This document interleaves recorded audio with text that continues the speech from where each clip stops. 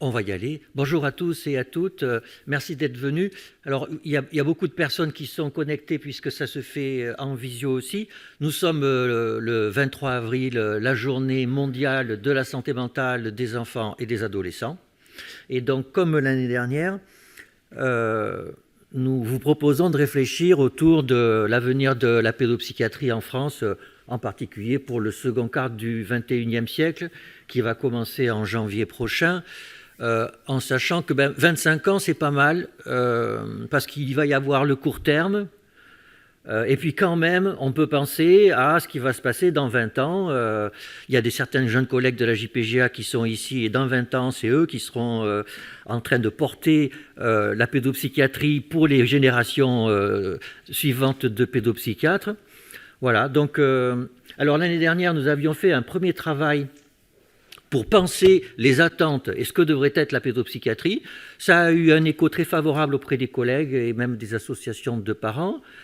Et donc, on nous a suggéré de faire une suite. Et cette suite, on a proposé de la faire autour de la structuration du système de soins pédopsychiatriques. Voilà. Et puisqu'on va voir que des questions évidentes se posent en sachant que, comme vous le savez, ce système de soins s'est structuré dans les années 70. Et donc, il y a 50 ans, et en 50 ans, la société a changé, le soin aussi, et donc il est légitime de se pencher en arrière sur ce qui s'est passé et de voir comment on pourrait construire ça. Alors, comment on a fait méthodologiquement? Et donc, la méthodologie, c'est important. Nous étions 4, Alexandra Rouquette, qui est professeure de santé publique à Paris-Saclay, Pauline Espy, qui est praticienne hospitalière à Lyon, en pédopsychiatrie, Malika Ketma, qui est interne en psychiatrie, et puis moi-même, nous avons auditionné une quinzaine de professionnels et de parents de patients dans des domaines très variés. Alors, des pédopsychiatres majoritairement, certains étrangers, d'autres non, certains universitaires, une minorité, d'autres non, certains en métropole, d'autres en milieu rural, en forte tension démographique, et puis les acteurs du médico-social, des parents de patients, des représentants d'ARS, et un directeur d'hôpital. Voilà, donc ça a été une quinzaine d'entretiens très approfondis que l'on a codés. On a collecté 356 codes selon la méthode de l'analyse thématique avec 53 sous-thèmes qui sont disponibles sur le rapport qui a été communiqué aux uns et aux autres. Et puis 5 thèmes, 5 méga-thèmes que nous allons détailler maintenant. La territorialisation du système de soins, l'accessibilité du système de soins, sa structuration, les soins eux-mêmes et l'administration des soins. Alors, encore une fois, ce n'est pas la SFPADA qui propose ces thèmes. Ces thèmes ont émergé des entretiens que nous avons réalisés avec des professionnels divers et variés pour essayer d'avoir une saturation, d'ailleurs qui a été obtenue à partir d'une dizaine d'entretiens. Alors, à la suite de ces entretiens de codage, nous avons écrit un draft de synthèse. Ce draft a été discuté par les membres du conseil d'administration et du conseil scientifique de la Société française de psychiatrie de l'enfant et de l'adolescent et des disciplines associées. Il y a eu une réunion qui a duré une demi-journée où à quelques membres du conseil d'administration, y compris des disciplines associées, donc Anne en faisait partie ici, je la salue, je la remercie pour sa participation.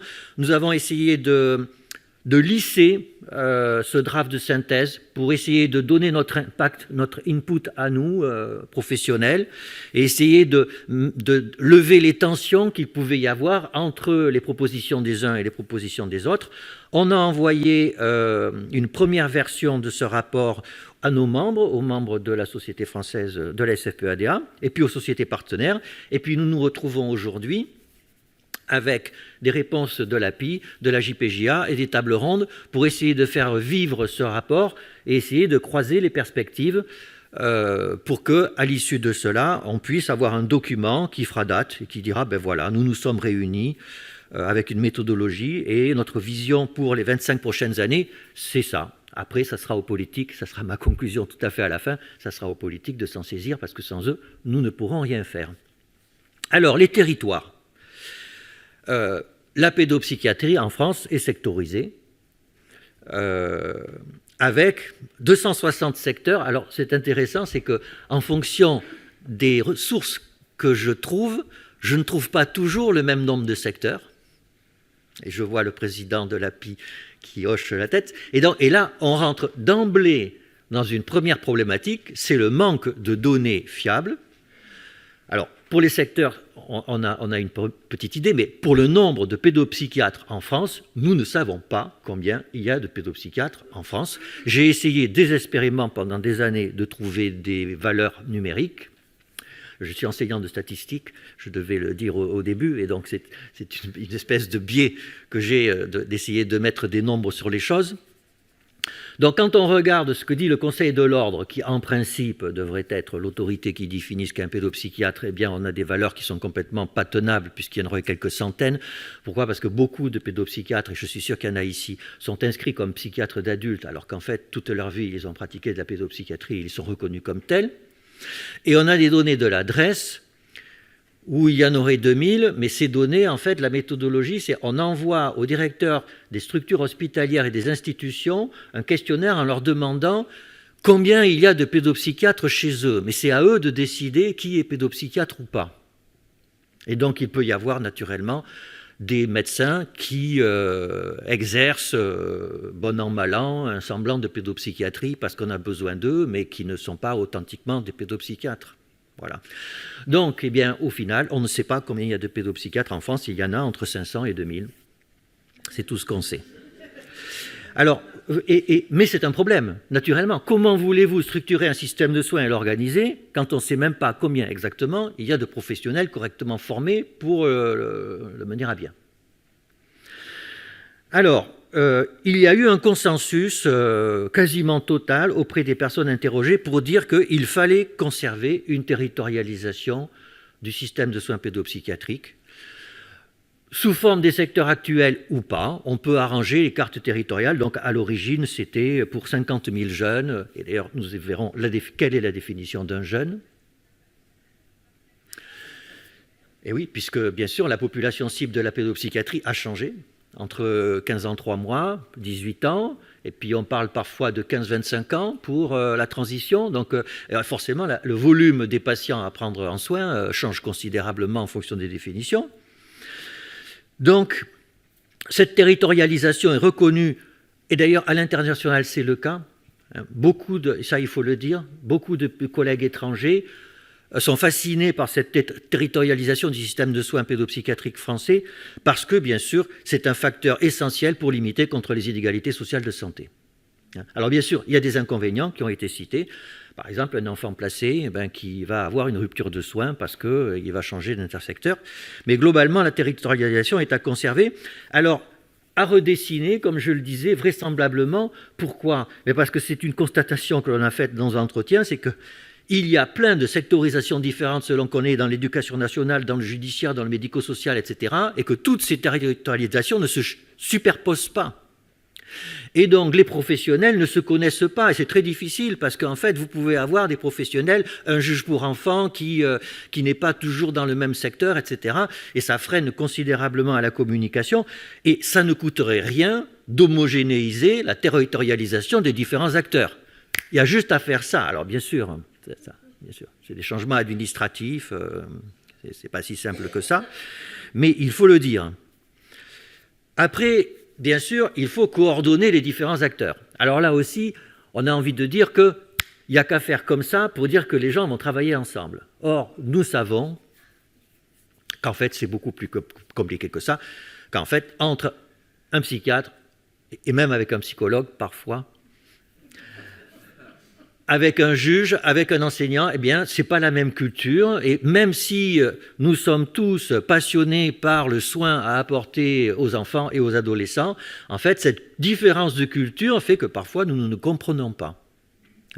Et donc, il faut du temps, il faut faire des efforts pour que les personnels puissent se comprendre et travailler ensemble, même s'ils en ont envie. Donc, c'est difficile. Alors, il y a des tentatives qui ont été soulignées, les projets territoriaux de santé mentale, les conseils locaux de santé mentale, qui sont reconnus comme des progrès, mais qui sont hétérogènes.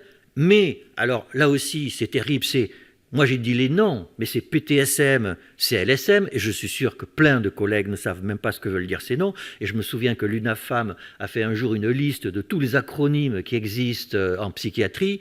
Il y en a quasiment 1 millier. Et la plupart d'entre nous ignorons la moitié d'entre eux. Donc comment voulons-nous que les familles et les patients puissent s'y retrouver là-dedans alors que c'est déjà un tel bazar? Donc ils sont hétérogènes, il y a des sigles, et puis il y a ce que j'appellerais le syndrome du costard-cravate, c'est-à-dire pour coordonner, il faut quelqu'un qui coordonne. Qui coordonne en général? Quelqu'un qui a un costume et une cravate. Or, dans nos CMP, il y a très peu de personnes avec des costumes et des cravates. Et ça, alors, ça fait sourire, hein, mais c'est une demi-anecdote, c'est que ce ne sont pas les personnes qui sont au contact du soin qui ont comme vocation de le coordonner. Et ça c'est un problème. C'est un problème. Et donc, comme suggestion qui est une demi-boutade, nous proposons que les PTSM soient déterritorialisés dans des restaurants le soir et que les décisions soient prises après l'apéritif. Voilà, il faut humaniser tout ça, il faut humaniser pour que les gens... Le soin pédopsychiatrique est un soin humain, profondément, et pour que les gens travaillent ensemble, il faut de l'humanité. Alors, les territoires, l'accessibilité. Alors, l'accessibilité, historiquement, c'était simple. Dans les circulaires de la création du secteur infanto-juvénile, eh bien, le CMP était le lieu d'accessibilité étiqueté comme tel. Sauf que 50 ans après, ça n'est pas possible. Alors, même si la société n'avait pas changé, ça serait difficile du fait du sous-dimensionnement du secteur pédopsychiatrique pour plein de raisons. La loi du handicap qui est arrivée 3 ans après, qui a fait que les moyens ont été fléchés ailleurs, etc. Enfin, tout ça s'explique historiquement, mais c'est un fait. De toute façon, aujourd'hui, ça n'est pas tenable. Donc, il faut penser à un autre lieu d'accès aux premiers soins de santé mentale et de psychiatrie qui ne soit pas le CMP. Et alors là, c'est un abîme de perplexité, parce que déjà, il y a une injonction paradoxale. On nous dit qu'il faudrait que ce lieu d'accès premier soit lisible, et c'est normal, mais en fait, les attentes de la société ne sont pas claires. Même les attentes ne sont pas claires sur ce premier lieu d'accès aux soins. Donc comment faire quelque chose de lisible, alors qu'on ne sait même pas les attentes que l'on a par rapport à lui? Et effectivement, quand on s'interroge sur les acteurs, il y a l'éducation nationale, naturellement. Les enfants, très vite, passent plus de temps à l'école que dans leur famille. Et donc l'école est un lieu d'accès aux premiers soins de santé mentale, par définition, mais les médecins généralistes, les pédiatres, les psychologues, les psychiatres libéraux, les maisons des adolescents, les CMPP, les CAMS, les PMI, et puis aujourd'hui des sites internet, des associations de parents, et puis alors... Dernièrement, là, c'est absolument fantastique. Je ne sais pas si vous connaissez Miel Abitbol. Elle a été reçue par notre président de la République. C'est une adolescente, 17 ans, qui à 14 ans a fait une tentative de suicide, si je me souviens bien. Hein, et elle a envoyé sur TikTok une vidéo au président en disant « Ben voilà, moi je veux que ça change, etc. » Et puis il n'a pas répondu. Et elle a monté une fondation. Elle a monté un logiciel sur smartphone pour aider les adolescents à s'en sortir quand ils ne vont pas bien. Ça s'appelle Link. C'est une influenceuse. Elle a des centaines de milliers de personnes qui sont connectées. Et Emmanuel Macron l'a reçue il n'y a pas longtemps pour faire avancer son projet. C'est de la santé mentale complètement dépsychiatrisée. C'est de l'empowerment total. C'est des adolescents qui prennent en charge leur propre santé mentale. Et c'est fantastique. C'est fantastique. Mais on voit bien que c'est bien différent de ce que nous faisons dans notre travail au quotidien. Et c'est là qu'il faut quand même, je pense, aller un peu plus au-devant des attentes de la société et séparer, de mon point de vue, ce qui relève de la prévention et d'une santé mentale positive et de ce qui relève de la première expression d'une souffrance psychique avec une demande d'aide, que l'on peut qualifier de santé mentale négative, hein, et que les deux n'ont rien à voir. Et que je pense qu'il y a une place aujourd'hui pour un lieu d'accueil et de promotion de la santé mentale positive, naturellement complètement dépsychiatrisée, voire complètement démédicalisée, mais qu'il y a à côté, parfois, une plainte exprimée de souffrance psychique qui ne relève pas forcément de la psychiatrie, mais qui relève d'un appel à l'aide d'un soignant. Et là, on est vraiment dans un premier niveau d'accès aux soins. Et alors là, comment l'organiser, lui? Tout le monde n'est pas d'accord. Il y a des propositions. Des maisons des adolescents, des maisons de la famille, des maisons de la petite enfance, etc., qui seraient quelque part un lieu idéal où tout le monde pourrait avoir accès avant d'aller au CMP, qui serait lui plus le niveau 2, comme on le verra tout à l'heure. Alors c'est une suggestion, mais beaucoup de collègues considèrent que c'est une fausse bonne idée, qu'en fait ça ne marchera jamais, parce que le dimensionnement aujourd'hui des maisons des adolescents et de ce que pourraient être les maisons de la famille ne sera jamais suffisant pour encaisser toute la demande liée à la souffrance psychique qui traverse notre société aujourd'hui. Voilà. Alors après, il y a des solutions proposées telles que des plateformes d'orientation. Il y a des expérimentations dans la région de Montpellier, à Lyon, à Lille même, avec les SAS qui ont été proposés pour gérer les urgences au-delà de la saturation des urgences. Et il y a des SAS psychiatrie et pédopsychiatrie. Donc il y a des expérimentations qui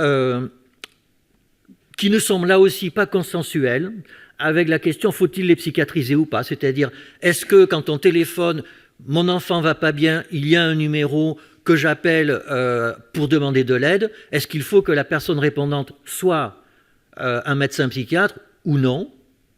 Et les deux points de vue s'entendent. Oui, ça permet de prioriser et d'envoyer potentiellement directement dans un service de soins pédopsychiatriques un patient qui visiblement en a besoin. D'un autre côté, compte tenu de la démographie médicale, c'est peut-être difficile de mettre derrière ces numéros de téléphone des pédopsychiatres. Et puis peut-être que c'est même pas souhaitable. Voilà. Qui chapeaute ça? Est-ce que c'est le secteur de psychiatrie infanto-juvénile qui doit gérer de telles plateformes? Là aussi, les avis sont partagés. Certains collègues considèrent que oui, puisque beaucoup des demandes vont être en lien avec une prise en charge pédopsychiatrique, et disent que d'autres non, que c'est un niveau 1, que ça ne relève pas de la pédopsychiatrie à proprement parler. Donc des interrogations que l'on se doit de constater, mais quand même des consensus pour dire que, quels que soient ces professionnels qui seraient derrière ces plateformes, il faut qu'ils soient supervisés, parce que la prise de responsabilité est considérable et que la charge mentale même de ce type de décision est forte, et que orienter ne suffit pas, il faut un minimum de suivi, et ça c'est ce que nous ont dit des collègues à l'étranger. Au Canada, par exemple, ces plateformes obligatoirement rappellent les familles pour bien s'assurer que quelque chose s'est passé, parce que beaucoup de familles, une fois qu'elles ont appelé, on leur dit allez vers ce psychologue en libéral qui va vous accueillir, il a un rendez-vous qui est disponible tel jour. Eh bien, beaucoup de ces familles, en fait, n'iront pas au rendez-vous. Et pour plein de raisons que vous connaissez bien mieux que moi. Et donc, le suivi est indispensable. Alors, nous avons fait la territorialisation, nous avons fait l'accessibilité avec le premier recours en santé mentale. Après, on va parler de la structuration. Donc, au-delà de ce premier recours, comment doit être structuré le système de soins?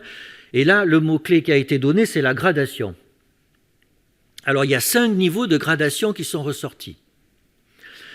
Le premier, c'est ultra classique, le niveau 1, donc on vient de discuter, le niveau 2, qui est le premier accès aux soins spécialisés psychiatriques, et le niveau 3, qui est un soin réservé pour les troubles sévères et complexes. Alors, le niveau 2, là, je crois qu'il y a un consensus de ce qui a été dit, c'est le CMP, le centre médico-psychologique, qui est le lieu à la fois historique et évident du contact avec la pédopsychiatrie. Le niveau 3 est hospitalier, universitaire ou pas. Et alors, pour le niveau 3, là aussi, il y a eu une demande brûlante de faire que ces lieux ne soient pas que des lieux de diagnostic. C'est que on constate que un professionnel de santé qui ne fait que du diagnostic, au bout d'un certain temps, oublie la complexité du soin lui-même. Et pour pouvoir se rappeler qu'un diagnostic ne suffit pas, quand bien même il est étayé par des examens complémentaires sophistiqués, eh bien il faut être en contact régulièrement avec le soin. Voilà, alors bien sûr il faut une articulation entre tous ces niveaux. il semble là aussi assez consensuel que le niveau 2 et que le CMP soit le lieu privilégié de cette articulation. Alors ça, c'est le premier niveau de gradation qui est assez consensuel. Le deuxième niveau de gradation est aussi consensuel, c'est celui qui, là, est une évidence pour un pédopsychiatre ou un psychologue du développement, c'est le développement, c'est que par tranche d'âge, on ne propose pas les mêmes soins. Et il y a 3 grandes tranches d'âge, la petite enfance, l'enfance, l'adolescence, donc petite enfance avant l'école maternelle, pour le dire vite, l'enfance, école maternelle, école primaire, adolescence, alors à partir de la moitié du collège jusqu'au lycée. Alors, jusque, comme je le disais tout à l'heure, jusqu'où?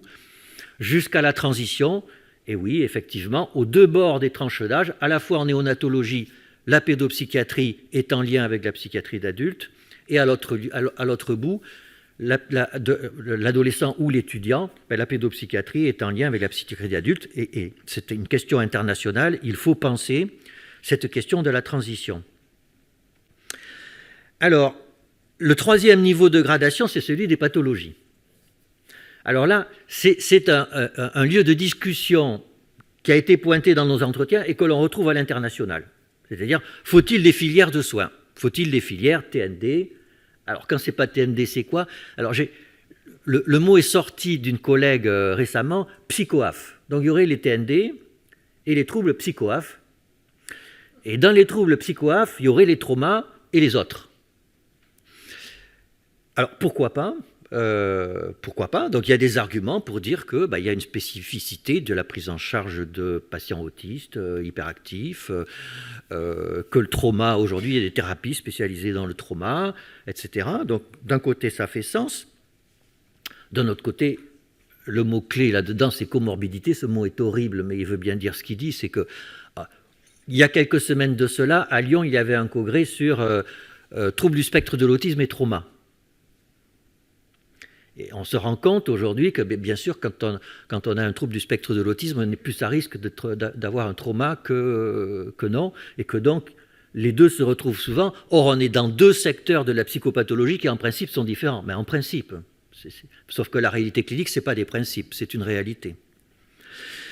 Et donc, on voit que d'un côté, il y a une légitimité à penser en termes de pathologie, d'un autre côté, de plus en plus, cette tendance à faire des filières de soins se révèle peu pertinente. Enfin, ça, c'est un retour que l'on a, y compris des professionnels très engagés dans les filières. Alors ça, c'est une réalité. L'autre réalité, en plus, c'est que quelque part, ça conduisait à stigmatiser certains patients au détriment de l'autre. C'est-à-dire, il y aurait une forme d'aristocratie des troubles qui serait neurodéveloppementaux parce qu'il y a le neuro. Il y aurait le trauma qui serait un peu moins aristocratique, mais quand même. Et puis, il y aurait le reste qui est un peu... sauf que le reste, c'est aussi beaucoup de tentatives de suicide qui arrivent aux urgences et ce n'est pas forcément les situations cliniques les plus faciles à gérer.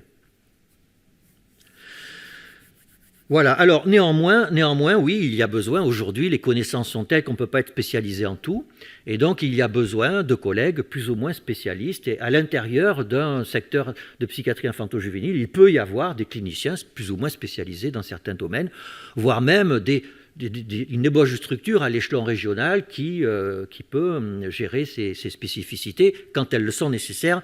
Mais de là à le structurer authentiquement, ça se discute. Voilà, on ne dit pas non, mais ça se discute. Alors après, comme lieu de gradation, il y a de l'urgence au chronique.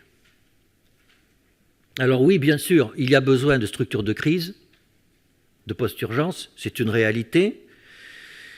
Il y a une tendance à surinvestir ces lieux de crise parce que c'est la partie émergée de l'iceberg et la plus spectaculaire. Sauf que beaucoup de collègues interrogés ont dit « Attention, les lieux de crise sont des lieux de souffrance pour les familles, pour les patients, pour les soignants. » Et que quelque part, l'idéal, c'est qu'il y ait le minimum de patients qui se retrouvent dans les lieux de crise. Les lieux de crise ne sont pas une fin du soin. Et en plus, elles coûtent cher. Donc pour des raisons de santé publique et pour des raisons de soins et d'éthique, oui, les lieux de crise sont importants, mais ils ne sont pas la solution. À l'opposé, il y a des troubles avec une valence chronique en pédopsychiatrie, et là, le concept de rétablissement, de handicap a toute sa pertinence, et il faut penser des structures de soins dépsychiatrisées, voire pourquoi pas démédicalisé, où la gestion de la chronicité se pose différemment. Voilà, alors, et bien sûr, entre les deux, entre l'urgence et la chronicité, il y a 80% des patients où on oscille entre les deux. Et donc, le mot-clé là-dedans est flexibilité. Alors après, les lieux de soins, est-ce que le soin doit être dans une institution, en téléconsultation, ou à domicile avec le aller vert? Et les trois approches ont toutes leur intérêt. Bien sûr que les consultations dans un centre de consultation ont toute leur pertinence, mais aujourd'hui, les téléconsultations, la clinique indirecte, c'est-à-dire les supervisions d'équipe par visioconférence, sont un réel progrès. Ça permet d'économiser un temps de soignant considérable.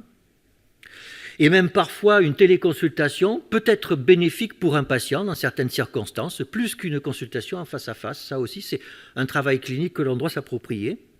Et puis l'aller vert, je crois qu'aujourd'hui, les équipes mobiles sont devenues une évidence pour le soin, à tel point qu'il y en a même qui parlent de mobilité aiguë, où ça serait la solution, mais les équipes mobiles ne sont pas l'ultime solution du soin, ne serait-ce que parce que ça coûte cher, en temps de soignant.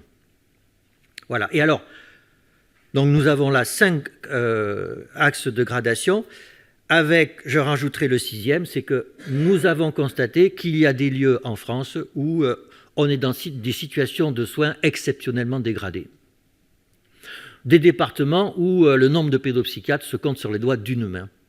Et donc avec un système de soins qui échappe à toute possibilité de structuration parce qu'il n'y a quasiment plus de soins possibles. Et donc dans ces cas-là, nous proposons que l'on décide que ces lieux sont des lieux d'exception, comme en situation de pandémie, quand nous avons vécu ça pendant le Covid, ou en situation de conflit, et que l'on puisse donner toute latitude aux soignants locaux de s'organiser avec les moyens qu'ils ont. Voilà. Et de ne pas mettre des contraintes administratives qui paralysent les quelques embryons de soins qui persistent. Alors après, le 4e point, le soin. Et là, un mot-clé cher à Ludovic Gicquel, c'est densité de soins. Il faut penser le soin en termes de densité de soins. D'un côté, il faut un soin minimum en fonction des patients que l'on a, minimum pour des raisons éthiques et juridiques. Éthique, c'est qu'on ne peut pas, pour des patients d'une certaine gravité, proposer des soins minimalistes.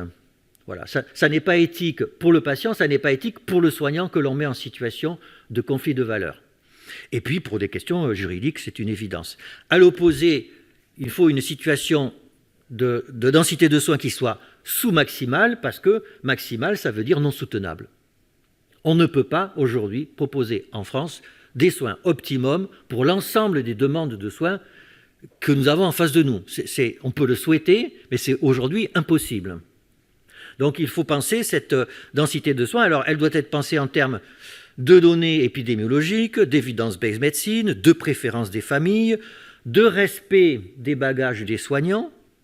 Et ça, c'est quelque chose qu'il faut que l'on fasse comprendre aux personnes qui organisent le système de soins, c'est qu'un soignant en pédopsychiatrie n'est pas un prestataire de service, c'est un humain engagé dans un soin humain. Et ils ne sont pas transposables les uns aux autres. Ce sont des humains qui ont été formés d'une certaine façon, qui ont une certaine façon de concevoir le soin.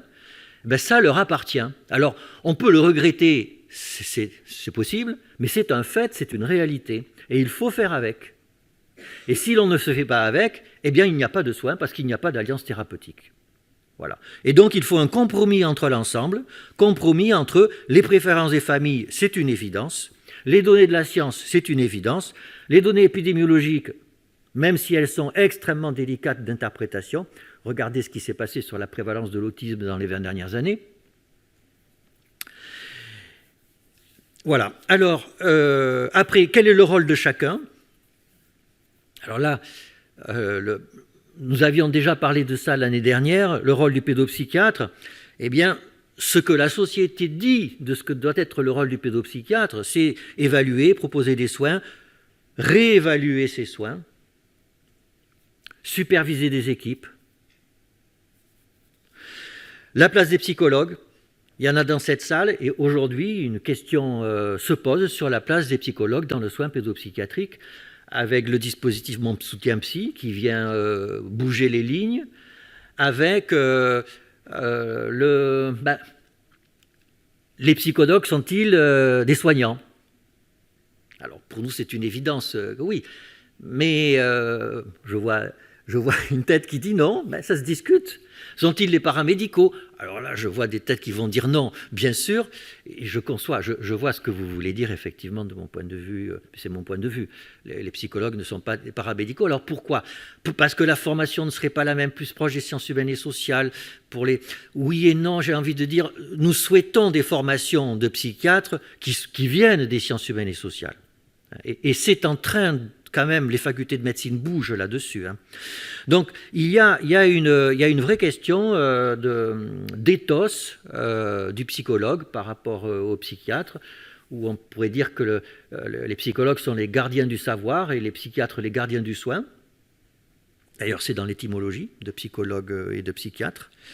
Et du coup, ça va avoir un impact sur quel est le rôle clinique du psychologue ou de la psychologue, des tests, bien sûr, des évaluations, des entretiens, de la prévention, de l'éducation, des psychothérapies. Des psychothérapies, oui, mais alors, bien sûr, c'est dans le statut, mais entre nous, est-ce qu'un psychiatre qui termine son internat, qui officiellement est psychothérapeute, est-ce qu'il est vraiment psychothérapeute? Est-ce qu'un psychologue qui vient de passer son master, qui est officiellement psychothérapeute, est-ce qu'il est vraiment psychothérapeute? Donc on doit discuter de tout ça. Hein. Est-ce que tout ça ne vient pas qu'après une formation ad hoc ou après un nombre d'années en plus? Voilà, alors pour les orthophonistes, pour les psychomotriciens, la chose est plus simple. Ils ont même si en ce moment pour la formation, il y a quelques petites tensions de ci, de là, mais ils ont des métiers qui sont mieux reconnus. La question se pose aussi néanmoins pour les infirmiers et les IPA, où il y a à l'évidence une marge de progression, en particulier pour des infirmiers expérimentés qui auraient 3-5 ans d'expérience et qui pourraient bénéficier d'une année de formation supplémentaire dédiée à la pédopsychiatrie, puisqu'aujourd'hui, la formation des infirmiers est généraliste, il n'y a plus d'infirmiers psychiatriques. Et donc, on aurait des infirmiers pour qui on pourrait proposer un accueil aux urgences ou des soins particuliers. Donc j'en arrive à la fin. L'administration, donc nous constatons qu'il y a des ARS, donc une régionalisation de l'administration, la haute autorité de santé, il y a des directions d'hôpitaux, que dans le fond, cette structuration fait sens, dans le fond.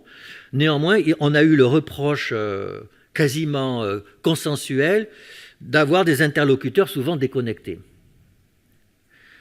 Voilà, alors peut-être que c'est un tort, peut-être qu'on projette des choses sur eux, parce qu'ils n'ont pas forcément une place si facile que ça, mais je pense qu'il y a sûrement un peu de vrai. Alors avec des propositions, améliorer le système d'information. Aujourd'hui, le système d'information pédopsychiatrique n'est pas correct par rapport à ce qu'il est en soins somatiques, et donc ça empêche de mieux organiser le système de soins, y compris dans le suivi des patients. Mieux penser la tarification. Alors, tarification qui est améliorée. J'ai fait une petite revue de la littérature. Les collègues qui sont en libéral doivent le savoir mieux que moi. La consultation de pédopsie va passer à 75 € dans quelques mois, si je ne me trompe pas. Non, on me dit non. Pardon? Ça dépend du secteur, c'est ça. En secteur 1. Alors donc, tout ça est bien, il faut le dire, c'est quand même mieux qu'avant. Mais il manque, par exemple, une première consultation d'1 heure au moins avec un rapport écrit. Tout le monde attend ça. Dans tous les autres pays, ça existe. Et en Belgique, c'est remboursé 250 € et au Canada, 500 $ canadiens, c'est-à-dire 400 €. Donc, ce n'est pas pour dire qu'il faut forcément payer plus les pédopsychiatres, encore que. Mais on a besoin d'une première consultation, d'une reconnaissance, et ça fait partie du cœur de métier du pédopsychiatre. Et puis aussi une tarification des temps d'échange, par exemple. Si on va à une réunion où on passe un coup de fil à l'école pour arranger la situation d'un patient, ça doit être prévu dans la tarification. Alors aussi, on nous demande de dire que la gestion au niveau des hôpitaux du budget des services de pédopsychiatrie soit séparé du budget de la psychiatrie adulte. Parce que souvent, ce qu'il se passe, c'est on rééquilibre le budget de l'hôpital en prenant les moyens de la pédopsychiatrie pour la basculer à la psychiatrie d'adulte. Ça n'est pas un fantasme, ça n'est pas de la persécution. C'est une réalité de terrain. Et puis, je conclurai juste que voilà nos propositions.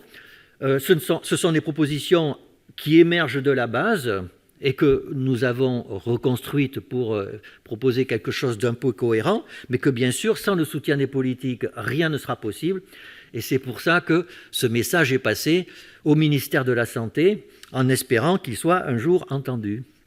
Et donc, merci pour votre attention, et nous allons tout de suite écouter les réactions à la fois de l'API et de la JPJA. Donc, je passe la parole à Christophe.